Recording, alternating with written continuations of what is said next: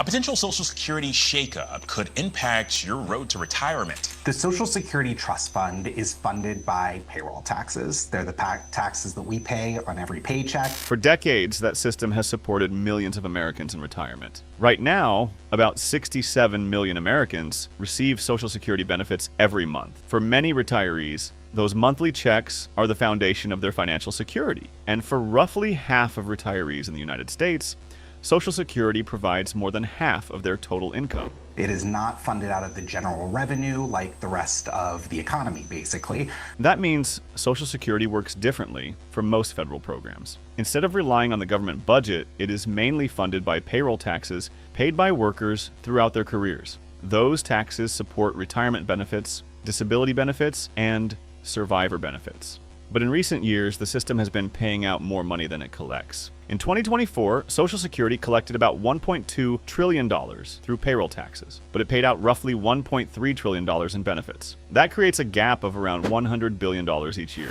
For now, that gap is covered by the Social Security Trust Fund. The Reserve Fund still holds roughly $2.5 trillion, but the balance is slowly shrinking. The Nonpartisan Congressional Budget Office is projecting that the main Social Security Trust Fund is expected to run dry in 2032. If that projection becomes reality, Social Security will still collect payroll taxes. But the program will only be able to pay benefits based on the revenue coming in. The CBO saying retirees could see their monthly checks reduced in just 6 years' time. How did we get here?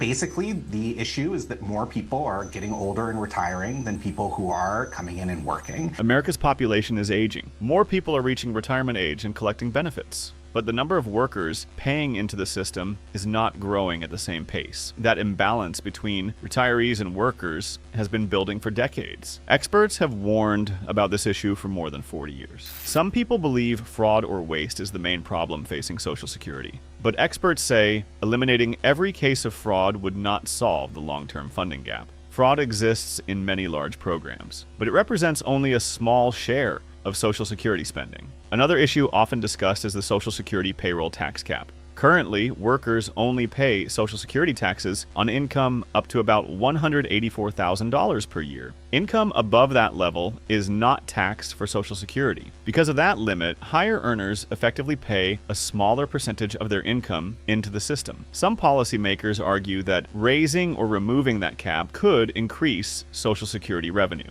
The last major reform to Social Security happened in the early 1980s. Lawmakers gradually raised the retirement age to 67 for people born in 1960 or later. They also introduced taxes on Social Security benefits. But since then, the basic structure of the program has changed very little. Today, policymakers continue to debate possible solutions. For now, Social Security continues to send monthly checks to tens of millions of Americans. But with the trust fund projected to run out within the next decade, pressure is growing for policymakers to find long-term solutions. Because for millions of Americans, Social Security is not just another government program. It is the foundation of retirement security.